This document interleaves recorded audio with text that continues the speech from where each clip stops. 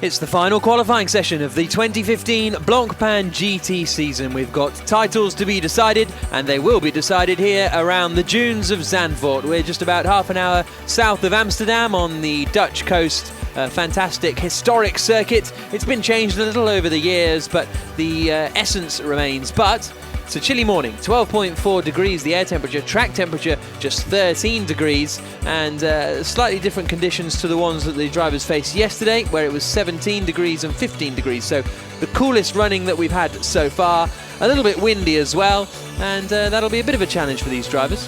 Welcome to Zandvoort. It is a race. Well, that's sorry to be so silly about it, but we are in the middle of the sand dunes on the coast of Holland.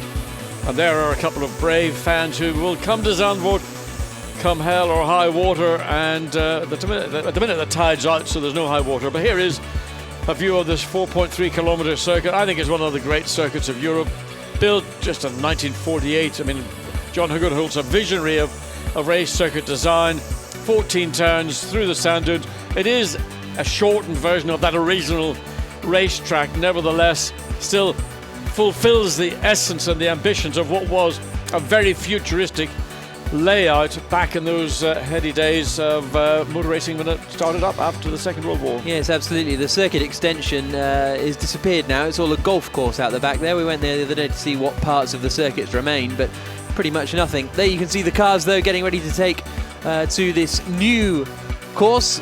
And I say new, it was redesigned some years ago now, but there you can see all 16 of the cars waiting to take to the track. It'll be Q1, Q2 and Q3.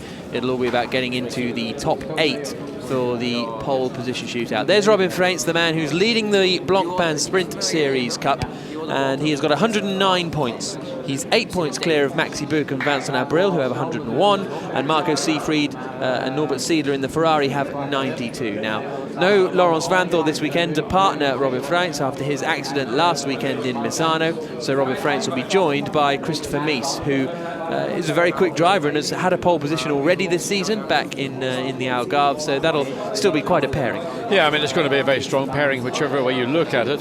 There is Christopher Mies just talking to one of the engineers, and he is an able substitute, if there ever could be such a thing, for Laurens Vanthoor, who, when he left Misano on the Saturday night, he was driven home in a motorhome. It took about 12 hours all the way from Misano up to Zolder, and he had a fracture to the fibula in his left leg, but then when they x-rayed him here in Holland, or sorry, back in Belgium, they discovered there's 2 fractures on his hip as well, so any hopes that he had to be here, he was even prepared, you know, it was his left leg that was the damaged leg.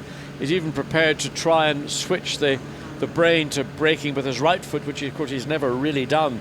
He's a left foot braker by birth, and consequently that then was all dashed, and Christopher Mies brought in as the teammate to Robin Freins, and of course that number 1 Audi didn't race last weekend after the accident. Of course the car was unrepairable, the damage in the evening race, but the unrepairable for the principal race on Sunday. This is the 333 Ferrari, and at the wheel this time is Jeroen Bleekemolen. You can see now the ever-increasing list of drivers on the right-hand side on the back of the car there, because of the cars that compete in the Blancpain Endurance Series as well in that car, and they've now stuck Jeroen Bleekemolen down at the bottom. And I just wonder, just seeing Jeroen, and obviously a local hero legend, family are legends really in this part of Holland. Is this the first time we have seen Jeroen in a Ferrari? Certainly in GT racing I'm talking about. He may have driven Ferraris in other events, but I mean historic events or something of that nature. He has driven the GTE Ferrari. He's driven other spec Ferraris over in the States, but this is the first time he's driven a GT3 spec Ferrari 458. Fundamentally he's familiar with the car. He had running here yesterday. They ended up I think 6th quickest in the second of the free practice sessions, and pole sitter last year, was that right? Yeah, absolutely, for Grasser Lamborghini. Yep. So, I mean, he was born here. I mean, you could almost take him around the racetrack, and, I mean, well, he was doing the track walk yesterday, and, Thursday, wasn't it? And we said, do you still have to walk the track? He's like, no. I mean, you know, you can always learn stuff from a track walk, but when you've been here so many times, it doesn't make that much difference. Attila Abreu and Valdeno Brito there in the 77 BMW. They've had a good season, currently lying 4th in the championship, and will be wanting to hold on to that 4th place ahead of Stefan Ortelli and Stefan Rakelmi, who are just 10 points behind them.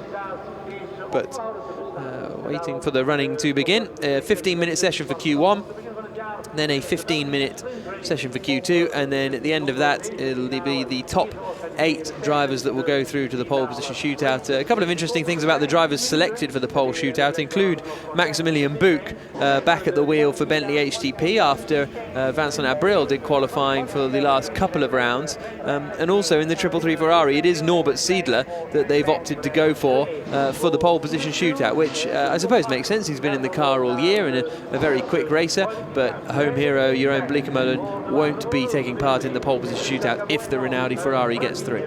Well, let's hope the Ferrari does get through. I mean, it certainly had a very dominant weekend last weekend in Misano. One might say that, well, you'd expect a Ferrari to go well in a race in Italy, but the bigger test will come here in Zandvoort, an entirely different circuit to Misano circuit, where the car has got to go through, literally, through the curves, through the sand dunes. Probably more of an aerodynamic influenced circuit than Misano is, and the straight in Misano was the dominant feature, and that's where the Ferrari's real strength lay. But let's get back to what's going on track here right now as the field makes its way out, and 15 minutes, well, 13 minutes remaining. Yep, so we've got Rakelmi, Nash out on the circuit, a couple of new entries at the GT Russian team. In the 71 car we've got Roman Mavlenov, who's racing alongside Marco Asma this weekend, which hands the Pro-Am Championship to Alexei Kadachev. He now cannot be caught at the top of the championship, so he is the Pro-Am champion of the season. And also in the 74 Audi there, you saw it's not going to be the Fjordbach brothers. One of the Fjordbachs is still there, Anders Fjordbach, but alongside him is Michael Markussen, and Anders Fjordbach is still in a battle over the Silver Cup classifications, because at the moment it's Jules Simkowiak leading that Silver Cup, but he's only 16 points clear of Thomas and Anders Fjordbach, so there's fights to be had there. There's Albert von Taxis for the Writer Engineering Lamborghini team. Found out yesterday he does an excellent Scottish accent, and he's getting ready to head out onto the circuit. Well, when you come from European aristocracy, as Al von Taxis does do, there's probably family lineage all the way through the entire European royal families, but he is a personality and a character and a very alternative kind of guy to the norm that you might see coming through the foundation ranks of motorsport. I mean, I can't see Al ever having driven a go-kart, or we call them karts today. Go-karts are an indication of your age. Also, another a Dutch driver here this weekend we haven't mentioned, also in the GT Russia team, is Indy Dungey in the number 70 Mercedes. In the GT Russian car. No, I haven't yet. I was just getting there. Haven't done Nick Katzberg either. We'll do him in a minute too. We've got 6 Dutchmen racing here in Zandvoort. But yeah, great to have Indy Dungey here. He's very ambitious. He said he wants to get through to the final part of qualifying, the pole position shootout, the top 8, and that would be the first time this year that the GT Russian team would have been able to do that if he's able to do it. And he was quick yesterday in free practice 2. He ended the session 5th quickest, and the quickest non-Audi out there in that second session. But the quickest time we had overall yesterday was set by the Bentley, Vincent Abril and Maximilian Buch, a 38.0. Pole here last year was a 36.6, but that was in the summer and it was a little bit more pleasant, so we might not quite get that fast this year, but you're looking at sort of low 37s at least. Yeah, I mean, the one thing about Zandvoort is that in the summertime, when we were here last year, the temperatures were in the middle 20s. Now it's going to be probably low teens at best. Key is to get tyre temperature.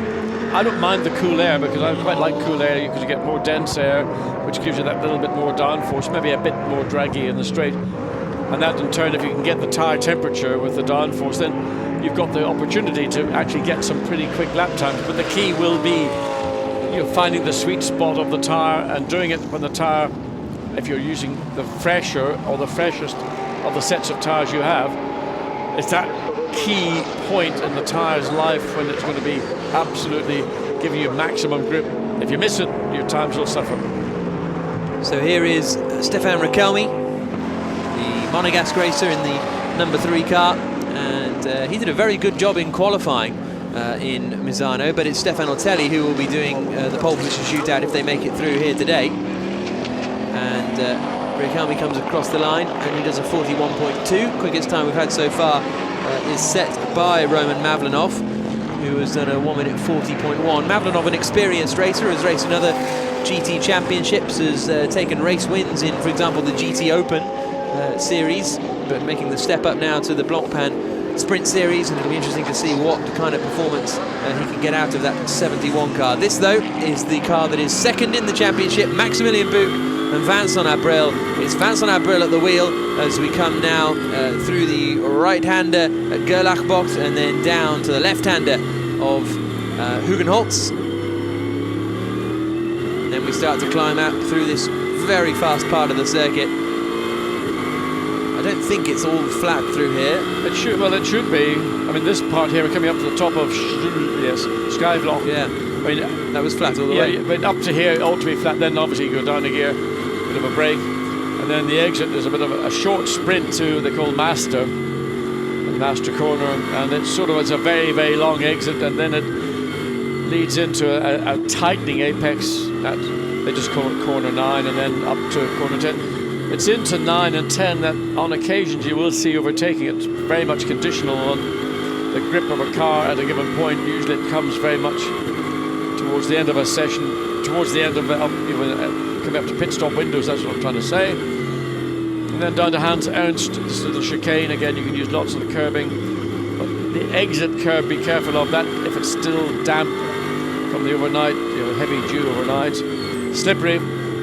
Then into turn 13 called Kumo, and Vincent Abril using all the track, and then to Ali Leyendijk, great Indy 500 winner and quickest part of the straight. This main straight is about half its original length. And the racetrack had its original configuration. The main straight was the focal point. Now it's more about acceleration rather than terminal speed. So it's Bentley first and second at the moment, because Jules Simkowiak has, the other Dutchman I haven't mentioned, has gone quickest of anyone and the fastest time all weekend, 1 minute 38.081. So that's the quickest time we've had, and a good effort there from Simkowiak. But he needs a big effort. After the incident at Misano last weekend, it was deemed that Simkowiak and Laurens van Thor were pretty much equally guilty, and both have received, or their cars have received, a 5-place grid drop. So whatever the 83 Bentley does in the next session, 2 sessions, they will have to face that 5-place grid drop. Absolutely, but it is a penalty for the driver rather than the car. So as a result, Christopher Mies and Robin Freins won't have to serve the 5-place penalty that was handed to Van Thorp. That's interesting. That's interesting. So yeah, wherever these guys qualify will be where they qualify. This is Christopher Mies, who's at the wheel of the number 1 car, which is, as you may have spotted, it's the number 2 car that's been running all season with the yellow flashes, but because the number 1 car that had been used all year got wrecked, they decided to stick with this one, and the number 2 car now is the rebuilt car that isn't actually owned by WRT. It's owned by Jean-Michel Barth, what is now the number 2 car, and he ran it in the GT Sports Club, the new SRO championship for gentleman racers. And yeah, Jean-Michel Barth owns it. WRT said, do you mind if we borrow it for Zandvoort? We'll totally deconstruct it, build it back up again, and it should be absolutely fine. But for security reasons, they feel like they want to just stay with the car that's ran reliably all year in the hands of Christopher Mies, has had a pole position in the hands of Christopher Mies, and has now come across the line to go 3rd fastest of anyone in the hands of Christopher Mies. And Simkowiak has improved again to do a 37.6, so the Bentley's looking quick here. Now let's see what the Ferrari of Bleekemolen can do. So we've got personal best 1st and 2nd sector. So the 333 goes up to 4th place, so Jerome Bleekemolen doing a pretty strong job. He is a go-to guy if you want to have a GT driver anywhere in the world, and great success. The driver actually this weekend I'm going to be most interested in of all will be in that number 2 Audi. That's Nicky Thiem, who really, really impressed me, especially in the Sunday morning stints as we look at Norbert Siedler and Vadim Kogai alongside him. As just to go back to Nicky Thiem, he was in the car in Spa 24 hours, and they sort of 7, 8, 9 o'clock stint and was outstanding. And then he was actually put back into the car not very long after he had vacated it, because he did such a good job. The team needed that kind of performance to keep the Audi in contention. So he, to me, was a guy that was really driving himself into a future Audi seat, should there be one available. Absolutely. So Kogai chatting to Norbert Siedler. Misa's just done a very fast first sector as well. So the top 3 at the moment covered by 0.03 seconds. So that's how close it is. This, meanwhile, is Sean Walkinshaw as we go on board with the English, Scotsman, isn't he? Walkinshaw. Well, born in England, his dad's Scottish and his mum is from Belgium. But he wears the Scottish flag on his belt, and he's supporting Scotland in the rugby, that's for sure. Oh, well, another one of those is he? As he comes down towards the final corner in this Nissan. And this is going to be a perfect track for the Nissan compared to somewhere like Misano or the bigger Grand Prix circuits, but they're still hopeful of a strong result. Across the line comes Walkinshaw, and he goes 9th quickest at the moment. Yeah, I mean, this has been an ever-improving package in the last 3 races or so. So Sean Walkinshaw just giving it his outing, then it'll be into the hands of Craig Dolby, and as you just pointed out, Audi leads the pack now. Kubiak, who had been dominant for the first 13 or so minutes, has just been eclipsed by 20,000ths of a second by Christopher Mies. Chris Mies. So we've got 3 minutes to go till the end of Q1. Usually Q1 doesn't particularly count for too much, because the quicker drivers with less fuel get in for the second run, and we tend to get our top 8 for qualifying through that. But we'll wait and see what happens here as we see the 70 car out there, which is in the hands of Alexei Kadachev, the new Pro-Am champion of the Blancpain Sprint Series season. And he's out there in the GT Russian Mercedes SLS in maybe the final appearance for an SLS that we see in Blancpain. You never know. Might have the new AMG lurking next year. Yeah, pretty cool looking bit of kit is the AMG. It's a little bit more, it's just a more contemporary car than the SLS. I'm sure, no doubt, it will be no less effective. Of course, the SLS, I think, didn't it win the 24 hours of Zandvoort earlier this year? Potentially. I think it may well have done. Sort of this is a magnificent 24-hour car. Not maybe at its best on this track in a 1 hour sprint, but nevertheless, you know, it is a great car to be in.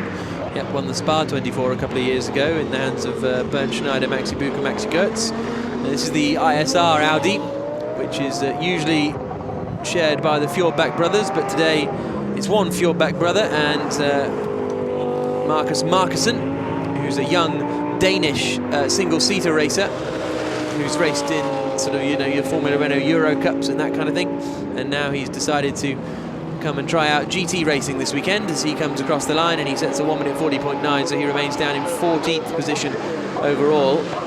2 slowest men at the moment who are a bit of a way off the pace are Albert von Turner Taxis and Nicky Meyer-Melnroth, but that looks to me as though they just haven't, actually they've only just done their first flying lap out of the pits, so that'll be why.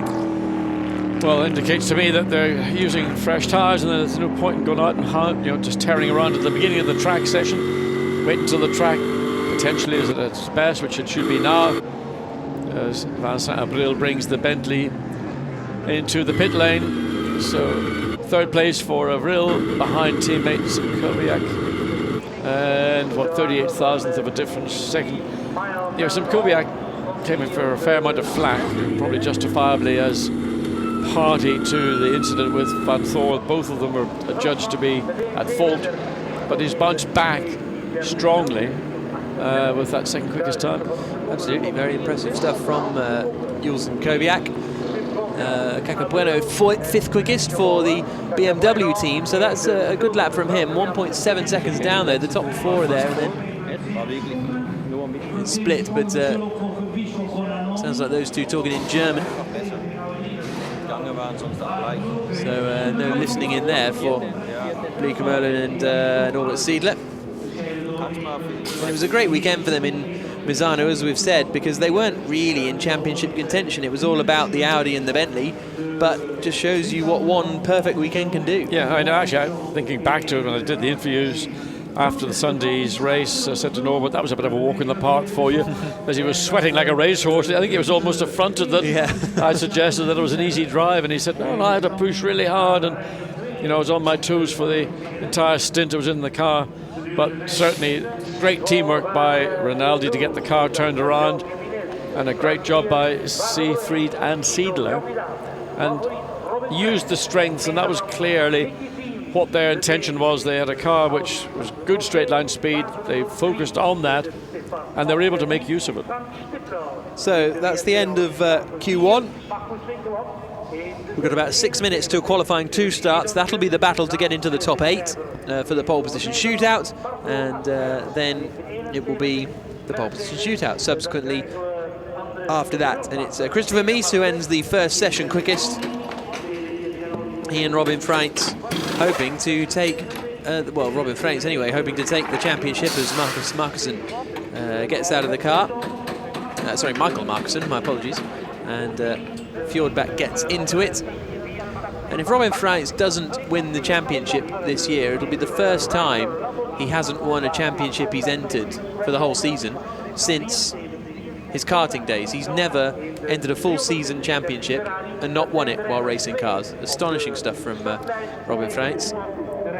Well, he is an outstanding young guy, and it's, everything he's done in his single-seater career has been, as you mentioned, Jack, has been stellar. He's now moved into GT racing, and I think probably for the first time he's probably making a living out of being a racing driver, because very often in the case of single-seater championships, you're doing it just to get yourself established. But once you've done so and you can move into other categories, at some point you've got to pay the bills. Yeah, exactly. Well, he didn't. That's why his single-seater career stopped, because he had, no money at all, basically.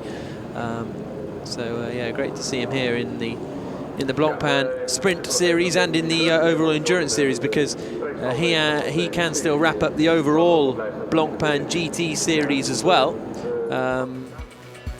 But we'll talk more about that in a moment, because here's a look at the results from the end of Q1. The points. Robin Freitz and Laurens van Thor then 109 points, 8 points clear of Vincent Abril and Maximilian Buch, and Freitz and van Thor 17 points clear of Siegfried and Seidler. So this is the Sprint Series classifications, and that's really the tightest championship that we've got to be decided here. It'll be the Audi, the Bentley, or the Ferrari, with the BMW there in 4th place. Attila Abreu and Valdeno Brito slipping out of contention after Algarve, where they didn't have a particularly strong weekend.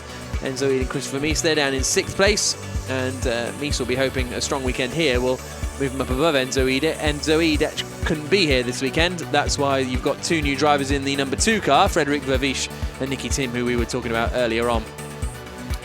Then further down, Winkelhock and Melnoff would like to finish the season with a couple of points. Cacabueno and Sergio Jimenez have been very frustrated. They feel they've had a lot of bad luck this year, especially on the run down towards turn 1, because the BMW tends to qualify mid-pack and then race better than it qualifies. Frank Stipler and James Nash 16th in the championship. Again, they will be looking to end the season well. And then you've got Max van Splunteren with 2 points and Marco Asma with 2 points as well. And so at the end of qualifying 1, Christopher Mies is the quickest man of anyone, a 1 minute 37.669. But we tend to see the quicker qualifying times coming in the second session. Jules Simkowiak, though, very impressive performance from him, and they've put Max van Splunteren in the car for Q2 and Q3 if Bentley manages to get through, and that could be a bit of a frustration for Simkowiak if van Splunteren doesn't quite have this pace, because let's face it, Simkowiak's gone quicker than Vincent Abril in that session. Very impressive stuff. Jeroen Blekemolen finishing the session 4th quickest, half a second back. We've got a few little jumps there, haven't we? We've got the Audi and the Bentleys, and then we've got half a second to the Ferrari, then we've got another second back to kind of everyone else, but it's only the first segment of qualifying, so there's not too much you can read into that. Certainly it's the biggest spread we've seen probably all season, although, as you say, we've still got 2 more qualifying sessions to go. But nevertheless, normally you would see a half a second covering at least the top 10. Yeah, absolutely. And then Nicky Melnoff and Albert von Taxis didn't do many laps, really, because they figure they may as well save the tyres, because that man, Marcus Winkelhock, is one to watch out for. Very quick driver and very quick around here. at Zandvoort. So will he be up at the front? You'd be expecting him to get through into the top 8, but it's a very competitive field, and getting into that top 8 is very difficult, as Laurens Vanthoor and Robin Freins found out last week in Misano. And that was really what started their whole downfall, was the problems they had in qualifying. They had to replace the engine after it because they had some kind of technical problem, and that's what put them at the back and having to fight through the order when the incident happened. Yes, I mean, there's an argument from both sides, two diametrically opposite opinions. And the Bentley, the HTP view is that when you've got a driver starting in the pit lane, fresh engine, everything, favourable tyres and whatever, coming through forcefully, at what point, and as the outcome, I think, of the accident indicated, two drivers, two immovable objects getting together. Very, very big accident indeed for Laurens Vanthoor. One of the biggest accidents I think we've seen in Blancpain, outside of what occurred at Spa 2014, and the engine literally flying through the air. It was a pretty horrific sight, and unfortunately injury to Laurens Vanthoor. Jules Simkowiak has come back strongly, as is Bentley, second and third quickest. Absolutely. As far as the overall Blancpain GT title is concerned, which is the combination of sprint and endurance, Laurens Vanthoor and Robin Freins are 27 points clear at the top of that championship, with only 33 points still available because the pole position point doesn't count in that. So they've kind of pretty much wrapped it up, they haven't. Robin Freins has it kind of wrapped up, unless he has another nightmare weekend, so that'll be one to keep an eye out on as well. So Q2 gets underway, another 15-minute session, and it's all about getting into the top 8 to go through to the pole position shootout from 9th position downwards. That'll be the grid order, as you see there. Number 1 car of Robin Freins putting on his helmet, and hasn't raced here since 2011 in Formula Renault 2 litre. Ended race 1 in the gravel trap at turn 1, and ended race 2 somewhere else in the wall, so doesn't have a particularly great record here.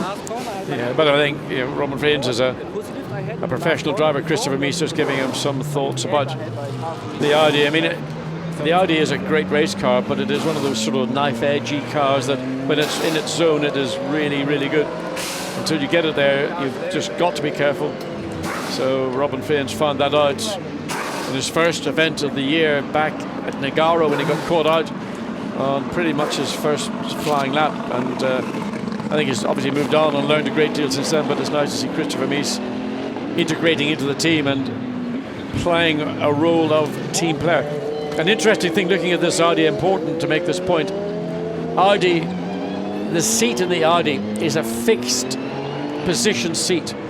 So any adjustments there, you can see adjustment on the steering column, or if you've got a variation in driver sizes, in other words, the height of two drivers is different. In the case of Mies and Freins, they're probably identical. But Audi, after an incident about 4 or 5 years ago, when Hans Stritzel Stuck, my old teammate back in the 70s, was doing one of his comebacks, as he often does, more comebacks than Frank Sinatra, and he had a big shunt at Nürburgring. At that point, Audi were fitting seats to their cars with a seat adjustment, and the adjustment, the violence of the accident was such that the seat moved, and it allowed Stuck's head to hit the roll cage, I think, on the inside of the car, and he got a severe head injury, which he recovered from fully. And from that point forward, Audi said, we're not going to have adjustable seats in our cars, we're going to have a fixed seat. The seat is so rigid, I tell you, the whole car could fall around you and the seat would not move. So that's one of the key elements of the Audi that they've learned from experience. So in the case of Laurens Vanthoor, the one thing that in that very violent accident that saved him from even further injury was the fact that the seat did not move. And I think I would be very favourably inclined to make that a regulation for all forms of racing, particularly in GT racing or in LMP1, for example, where you do get varying sizes of drivers. Just have a fixed seat and let them use seat inserts. Yeah, that's very interesting. Because they're one of the few teams you see when the pit stop comes in the Audis, you have to have the seat inserts. Everyone else is able to slide around. So this is Nick Katzberg out on the circuit, the 88 car, the Lamborghini. They competed in a national championship race here a couple of weeks ago and ended up, I think, second in the race in the end. So they are confident in the Lamborghini. Started second on the grid here, I think, last year, the Reiter team, when it was Peter Cox and Stefan Racina, their two drivers. So let's see what Katzberg can do. He comes across the line. Quickest time we've seen so far, a 37.669. And Katzberg straight in there on his first lap out with a 38.3. So that bodes well for the Lamborghini. And there is Laurens van Thorp. Yeah, good to have him here. But, I mean, it must be an incredibly disappointing place to be. Yes, I mean, obviously everything started to go wrong when they had to change the engine. But nevertheless, the key to the sprint race on the Saturday evening, it was a nighttime race, was all about getting position. So as they go into the race on Sunday, you're starting with a chance to really wrap everything up. And there the Ferrari looking a little bit twitchy just as it turned in to the penultimate corner. The Kumo curve, the back end, didn't look securely planted. But the fastest first sector nevertheless. Let's see where this 333 Ferrari is going to win. Second quickest, Norbert Siedler. And Winkelhock is the quickest man of anyone, and there's Max van Splunteren off and in the gravel trap, and that is down at turn 9, sorry. And well, we were saying, weren't we, Simkowiak showed great pace, and if van Splunteren can't match it, that'll be frustrating, and the red flag is out. Yes, it's in a part of the racetrack where to get to the car principally is the reason for the red flag. To get it removed, there is the snatch vehicle, and it'll be a very short red flag, but yes, better to get them out. Yes, but what way they drag the car back is a question whether they drag it back onto the racetrack or whether they drag it back. So again, a mistake, coldish tyres, and just pushing a little bit too hard. Of course, van Splunteren being Dutch, the very tall. Look, what she thinks he's like. The car it out. it's bedded into the gravel. He's frustrated, isn't he? Oh, absolutely, and rightly too. I mean, literally on your out lap, to go and do something fundamental like that is, well, let's say, I think there will be a few words spoken in the team. Yeah, less than ideal. So he'd just gone through the first sector, literally, on his, whether it was his out lap or whether it was his I think it was his first lap. timed lap, but nevertheless, Max van Splunteren in the gravel trap. So that car, which showed great pace throughout the weekend so far, won't be taking part in the remainder of the session, because he is in the gravel trap and everyone else will pull back into the pits. So Marcus Winkelhock was the man who set a quick time out there, 37.8. 37.8 as well from Norbert Siedler. No one else had really set a good time. There's Jules Simkowiak, who will be very disappointed, because he'll know now that they'll have to start the qualifying race from near the back, and not super easy to overtake here at Zandvoort. Not easy to overtake on any track, but yeah, the Bentley about to be dragged out. A different Bentley. It's not a rebuilt one after the accident last weekend. They've had to not rebuild that one just yet, not enough time, so they've had to grab another that they use in other championships, the HTP team.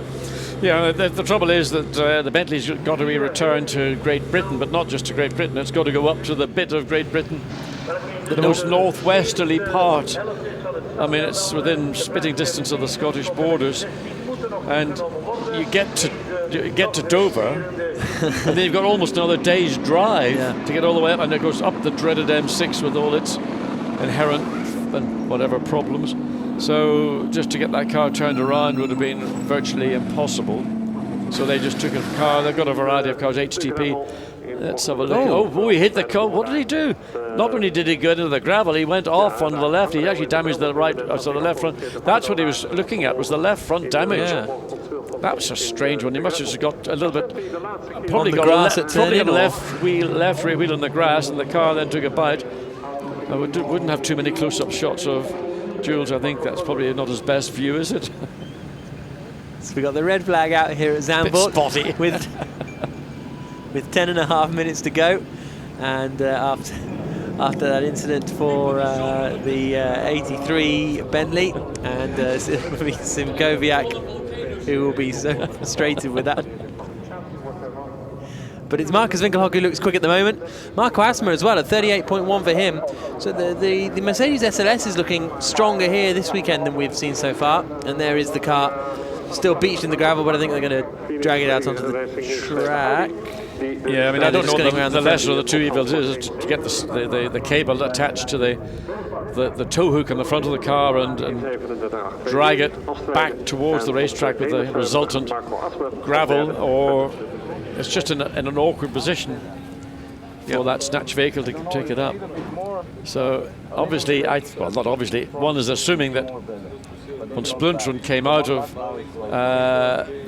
what they call Master corner, it's a strange name for a corner, and probably got the left rear, or certainly the left side of the car on the grass, went a bit sideways, then snapped back and then shot into the inside. And I think it's named after the Formula 3 Masters race that they that used to be almost the premier Formula 3 event of this season.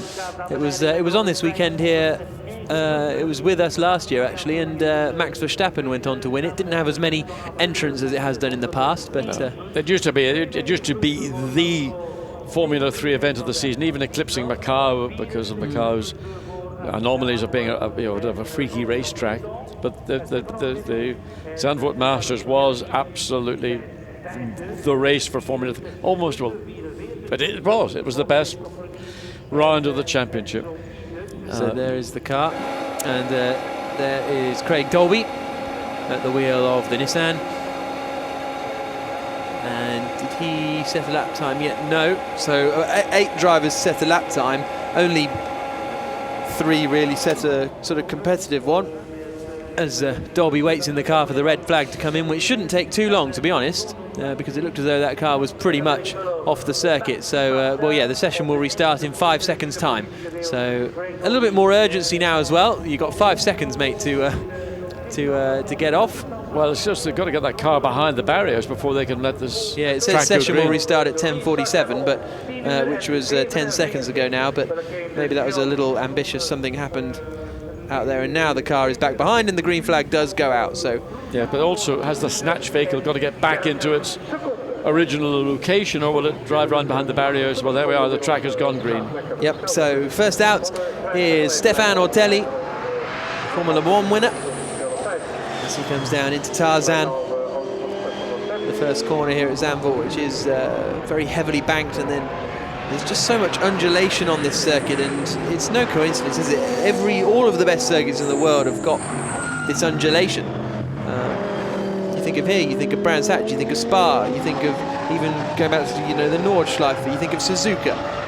And I don't understand why you don't just build a new circuit with undulation, then it'll be great. Well, but anyway, you haven't mentioned my great favourite circuit, Monza, flat as a pancake, basically. Well, yeah, okay, that's true. That's the exception. But that's atmosphere, isn't it, rather than track? That is total atmosphere.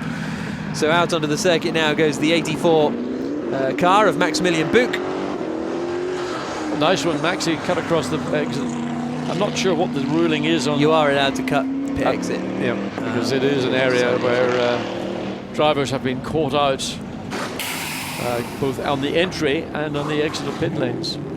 A thumbs up from Norbert Siedler. I'm not sure if that was to us actually, or to whoever's behind the cameraman at the moment, but he's not looking like he's ready to go out on circuit. This is the number 2 car, which is now in the hands of Nicky Tim, and it is a bit confusing because it's got the livery of the number 1 car. Yes, which but we're familiar with. But that's essentially because this is the new car that's been built up, and they couldn't be bothered, but it didn't make sense to swap the liveries over on both. So they just put the number 1 livery on the number 2 car. So a bit of an odd one, because that is the car we've become so used to seeing running at the front all season. But that is the number 1 car this weekend.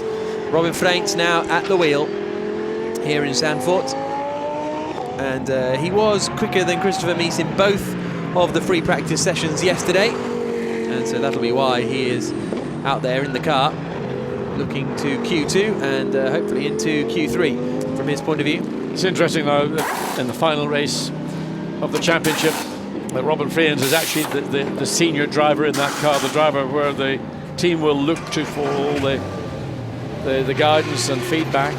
Christopher Mies, who came in and did a really outstanding job, I felt, in Misano, who is again a driver who is in and out of Audis for different championships and different circuits throughout the year. A little bit of again, just it's this tyre temperature thing, and again running curbs before the tyre's fully up to temperature. Max Buch just getting a little wobble coming through Kumo, about to go on to a flying lap with Nicky Katzberg coming out of the Lamborghini, and Katzberg sees him coming, lets him go through cleanly, which is good etiquette on the part of the Dutchman. On board we go with the 84 car then of Maximilian Buch into Gerlach, and then down to Hugenholtz, which is turn number 3. Tuck in very early there and run the inside all the way around. It's like a mini carousel, isn't it? Gets on the curb and back end steps out just a little. Yeah, you want to try and keep it hooked in as much as you can, then flat out up through these wonderful sweeping curves, then up to the top there's that Skylock, and then this was, to me, one of the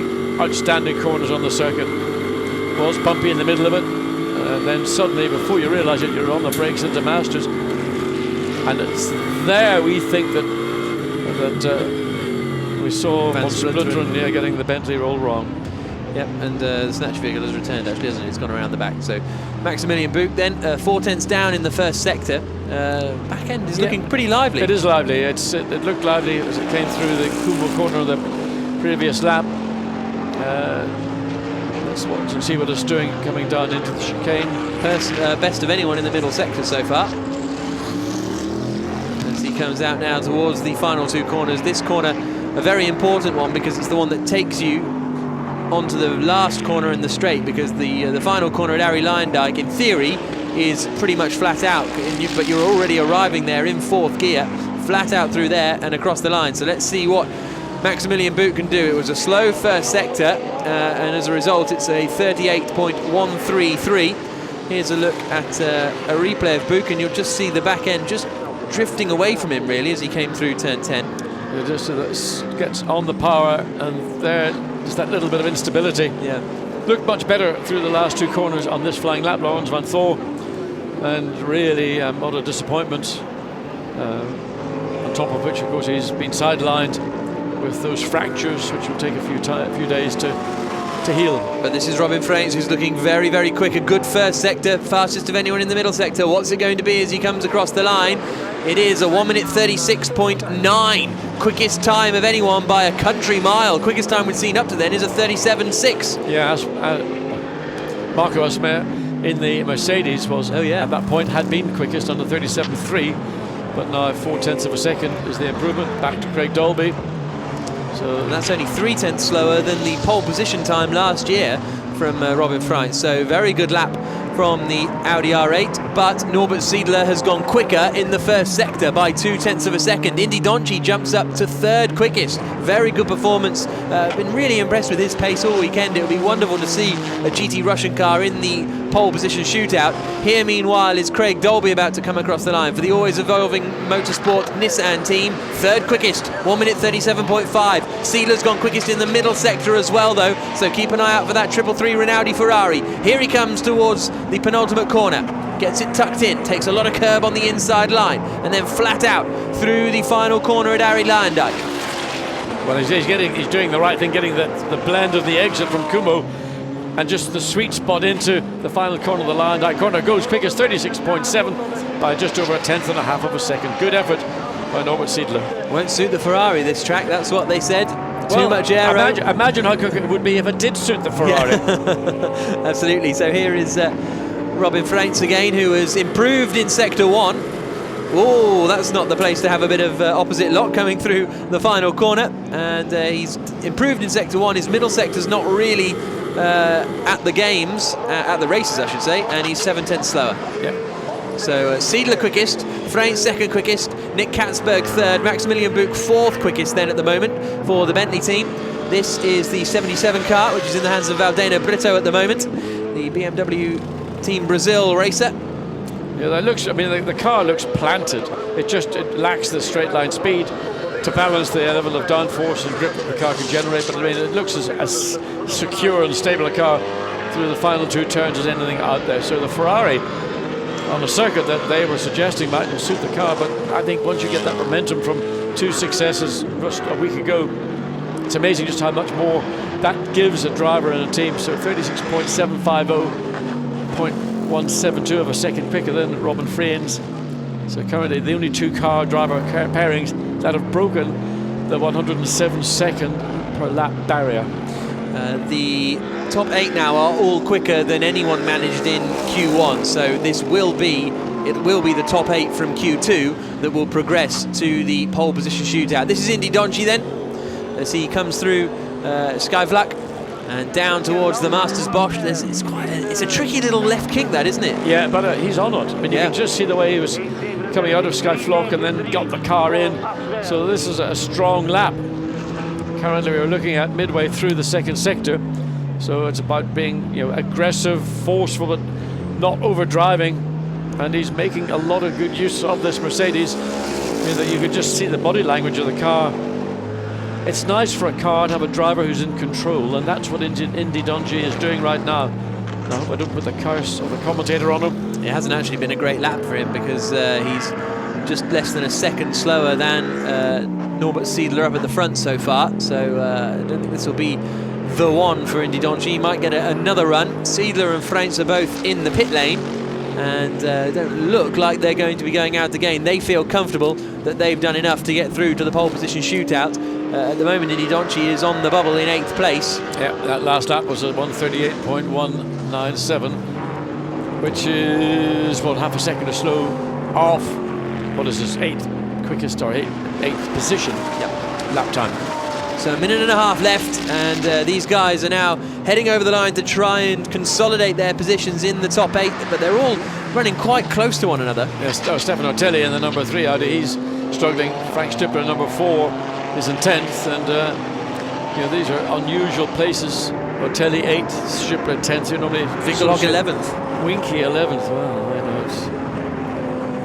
Through the final corner comes Vinky, and let's see whether he's done personal bests in sectors 1 and 2. Is this going to be enough to get him up into the top 8? Ortelli's just jumped up into 8th position. Winkelhock comes through and goes 5th quickest, so pushes Ortelli down to 9th, out of the top 8 for the time being. And it's Craig Dolby who's the man on the bubble. There is the Phoenix Audi team watching on. Siedler, Frantz, Katzberg, Buch, Winkelhock, Asma team, and Dolby the top 8 at the moment. Well, his first sector time is off the pace. Oh no, 43.4. It's off the pace, certainly, and he's cruising now. Yeah, so I think that's it for Craig Dolby. He's not going to manage to get cruising. back. Actually, it was just, I think that we just caught him in the turn 10. At the moment, 1.2 seconds down. Yeah, he's well off. Yeah, so he's half a second down on his time, 2/3 of the way around the lap. So this isn't going to be improvement from Dolby. He's going to have to hope that no one else is able to jump him. And at the moment, to be fair, no one else has done personal bests in the first or second sectors. So Stippler is the only one potentially, but have to wait and see. He's done a 43.5 first sector, 25.9 second sector. So Stippler might, if he completes this lap. But he's yet to tell. Well, he's actually in the pits anyway. So. Yeah, so Stippler's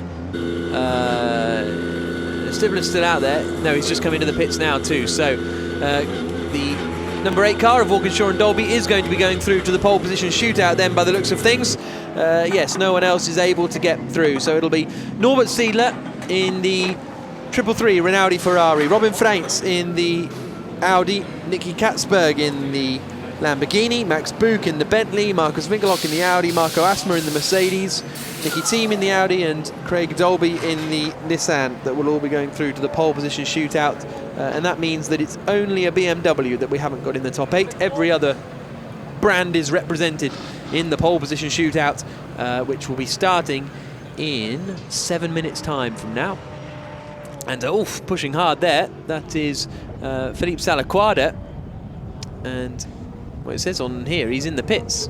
So I think it was just a replay of him dropping the wheel off the exit of turn 10. Okay, so all the cars are back into the pit lane now then, and well, battle on at the front, isn't it, with Siedler and Frantz, the two in the first and third place men in the championship, in first and second, but then Max Buch about 0.4 of a second back from them at the moment.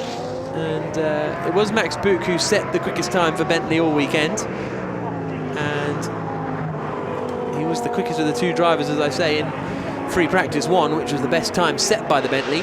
They managed a 38.0, and in this session they've managed a 37.2, so they've improved by some 0.8 of a second. There's Jeroen Blekemolen. Yeah, Allard Kalf, well-known Dutch personality, motorsport personality, racing driver, commentator with me in Eurosport in the early 90s, into horses now and this particular form of horse competition he's into. Loves his motorsport. Got Zandvoort written through him like a piece of rock. Yeah, great to have him here. Yes, well, he will be. I mean, even if there's nothing here, He'll be here. he'll be here. I mean, he is a legend in Dutch motor racing circles, and a genuinely good guy, which is, not often you can say the same thing. So it's the 333 Ferrari that's quickest of anyone. 1 minute 36.750. Pole position last year, set by that man you own, Blancpain in the Lamborghini, was a 36.6. So looks as though we may well be up for matching that. The number 3 car of Stefano Ortelli is pushed back into the pit lane, and he doesn't make the cut. He's 9th quickest of all, and it's got to be frustrating when you're how much slower? Only 0.6 of a second slower, but frustration for Ortelli because he has won this sprint championship back in 2013. He and Laurens Vanthoor won what was then the FIA GT Series, and the 4 car is out as well. So let's have a look at the combined results of qualifying, and it'll be the top 8 of these that go through to the final pole position shootout. The Rinaldi Ferrari, the number 1 championship leading WRT car, Reiter Engineering Lamborghini, then the Bentley HTP machine. So we've got 3 brands in the top 4 positions, and then the Mercedes SLS. I think that's the first time we've had a Mercedes getting through to the pole position shootout from the GT Russian team. Great lap from Marco Asma. And then we got the Belgian Audi Club, Team WRT there in 7th place. 8th place for the always evolving Motorsport Nissan. Then further down from that, this will be how the grid will start. Ortelli and Raquelme will start in 9th place on the grid. Indy Donchi and Alexei Karachev in 10th place. They were just a 10th and a half away from getting through to the final pole position shootout. James Nash and Frank Stippler in 11th position, and 12th place Sim Kowiak and Van Splunteren. Look at that, the top 12 covered by a second, incredibly tight. 13th place and 14th place for the 2 BMWs. They're a little bit off the pace, as are the 2 Audis, and I think there must have been a problem for the 74 car of Fjordbach and Mavlanov in that session. Fjordbach and Markussen in that session, because they didn't actually manage to get out and set a lap time in Q2. So not a good day for the ISR Audis. So those are our top 8 that are going to be going through, and there is Christopher Mies with Laurens. Very composed and relaxed personality, Christopher Mies. Every time I've seen him, spoken to him, he's just, some drivers, when they've got a bigger dose of adrenaline coursing through their veins, and there is the Bentley being returned, and the damage to the front spoiler, you can see where it's just clipped the wall on the exit, or the outside of turn 10, the entry really more to the corner than the exit. But Christopher Mies, one of those personalities and characters, just doesn't look phased or flustered. Where other drivers, you can see the tension, the adrenaline really that they've built up, and he just sort of very calm and collected. Yeah, absolutely. So the Bentley is returned, and there is Robin Freitz. He knows that you get a point for pole position as well, so that's going to be important too. Marco Asma, meanwhile, good qualifying from him. He actually raced here in the F3 Masters in 2005, finished in 7th place, the year that it was won by Lewis Hamilton. It's a long time ago, isn't it? Yeah, exactly. But 2005 or 4? 2005, yeah. Did it a couple of years, Marco Asma, but 7th was his best placed finish in 2005. Went on to win British Formula 3 in 2007. Which I don't think would have had a round at Zandvoort. It was British F3, that was before they started going abroad, wasn't it? But very quick racer, Marco Asma. And he will be hoping to repeat that sort of success here. But there is Norbert Siedler. All the drivers really enjoying this circuit here at Zandvoort. You say to them, what do you think of the track? And they just go, oh, love it. Well, I think it's not just the track. I think it's Holland. I mean, just last night, for example, we were staying just outside Zandvoort in Haarlem, which is like a dormitory town to Amsterdam. And it's such a friendly, everybody's out enjoying themselves. Yeah. And they enjoy themselves in a totally friendly manner. And, you know, the biggest danger actually are those lunatics on their bicycles. Absolutely. So, we've got about 30 seconds till the final Q3 gets underway. There is the pit lane, there are the 8 cars, there's the racetrack. We're all set to go here on the beach, the Battle of the Dunes, the championship fight. There's another part of the racetrack, which is up at the Masters box, coming out of Skyvlak. And now, the pole position shootout for the final time this season gets underway here in Zandvoort. The cars will be heading out onto the track in just a couple of moments' time. Green flag is waved at the end of the pits. No one in a huge rush, 10-minute session, and we saw that it seemed as though cars weren't improving the more runs you did. It seems as though it might be the early laps that are important. I think it's all about which tyres you've got, which tyres you've been using, and what tyres you're going to put on, or which tyres, you're going to put on now for this final qualifying session, because the key of getting through was do it on the best of the rest. And then if you've got something, if you can use a new set of tyres, that will make such a difference. And I think the reason why there's no massive rush out is that whether teams will look to do 2 runs knowing that their first timed lap, and if it is on a new set of tyres, will be their best opportunity to get the best time out of their car, then I imagine that's why people are hanging back. And the realization, as a circuit, it probably is quite abrasive on tyres. Virtue of the being built amongst sand dunes, you get wind-blown sand onto the circuit, and it acts a bit like, just scuffs the tyre up a bit more than you might get on a very, very smooth surface racetrack. That was Indy Donchi, who will be starting in 10th place, the qualifying race that's coming up later on today. We've got Marco Asmer out on circuit, who, just to finish off my boring story of the 2005 F3 Masters, it was won by Hamilton. Sutton and De Grassi were 2nd and 3rd, and Marco Asmer finished ahead of Sebastian Vettel, who could only manage 11th place. But also Attila Abreu was in that race as well, who's racing this weekend for the BMW Team Brazil car squad. There's Nick Katzberg, some stickers on them as he gets ready to take to the circuit.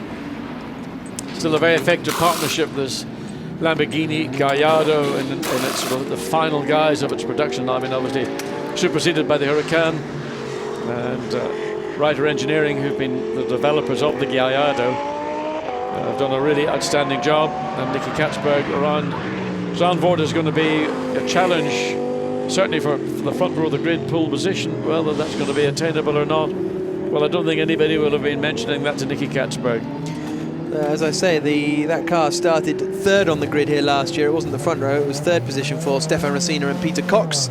So the Lamborghini does have fundamental pace around Zandvoort, but here comes Marco Asmer, really leaning on the SLS as he comes out of the final corner, across the line, down towards Tarzan for the first time on his flying lap, gets on the brakes, turns it in. The Estonian, who's been racing for most of the season in the 71 car, had a few that he's had to miss, usually alongside Alexei Vasiliev, but a new teammate this weekend in Roman Mavlinov, which means they're not actually in the Pro-Am class, because Mavlinov is classed as a silver driver. They didn't really hook it up coming through the Hugenholz curve. And gets a strong run up the hill, the torque of the Mercedes engine, flat out over the curves, then up into Schuiloch. And again, it's easy to miss the apex. You've got to almost anticipate where you want to place the car on the entry, and a bit of a shuffle on the exit. The car moving around quite a lot. There's, big effort from Marco Asmer to try and put this car up somewhere meaningful, and it's the only car really on a flying lap as Craig Dolby follows in the Nissan. So it is Marco Asmer who's got that fastest first sector time. Yep, no one else has set a first sector time yet, as he was the First man to head out of the pit lane on the brakes now towards the chicane. Throws it, he's really pushing, gets a big old bit of air after chunking the curb on the inside line. Yeah, just trying to shorten the line between the right and the left of the chicane. It's a tight chicane, and it's the exit really you want to make the best use of, try and get maximum drive possible. So I threw Ari Leyendijk flat out. Let's see what the lap time is then as the 71 Mercedes comes across the line. It is a 1 minute 38.5, so about 2 seconds slower than we're expecting pole position to be. Maxi Buch has gone purple in sector 1 and sector 2. He's about half a second up on that. So there is Roman Mavlinov, and here is Maxi Buch. 42.6 in the first sector, is a second quicker than Asma, half a second quicker in the middle sector as well. So he's already looking like being somewhere in the 36s. But will it be a sort of mid-36 that's necessary to take pole position? On board we go with the Bentley as we come towards the line. What's it going to be for Maximilian Buch? 36.506. That is a very good opening play from the Bentley. Here's Robin Freitz, slower in sector 1, slightly slower in sector 2. Easy for me to say as he comes towards the final 2 corners.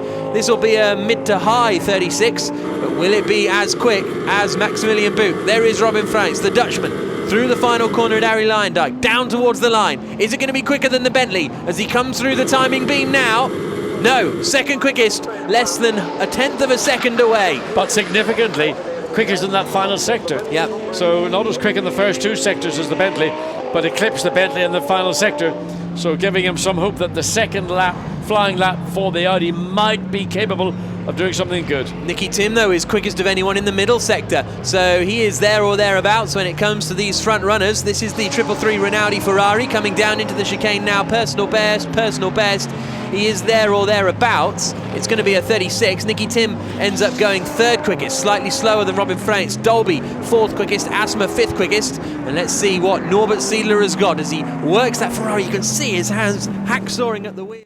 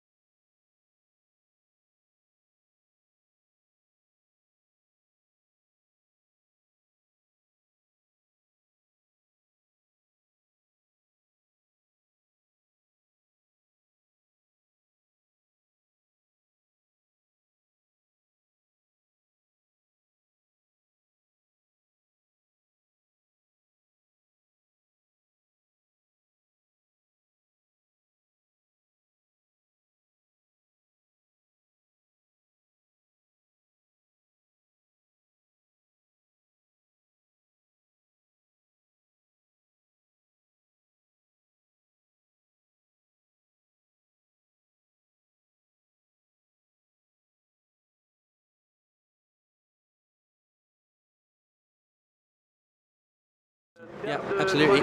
Here's Marcus Winkelhock, who is still going out there, but he's 1.5 seconds down in the first sector, looking like they'll be starting in 5th place. Katzberg 6th quickest, Dolby 7th, and Marco Asma down in 8th position with that 38.5, which again was the fastest, which was the first lap he set on those new tyres. So that brings the qualifying session to an end here in Zandvoort. You can see Winkelhock has backed off. He's 3.5 seconds down now in that Phoenix Audi. So it'll be Maximilian Buch and Vincent Abril. It'll be Max Buch in particular who will be starting the race from pole position with just 7 points between them at the top of the championship. Freyns leads it, 7 points clear of Buch and Abril, but it's Buch and Abril on pole. And fantastic to have our 2 title protagonists front row of the grid. It's the way it should be. I mean, it's a race now between the 2 teams that can win this championship.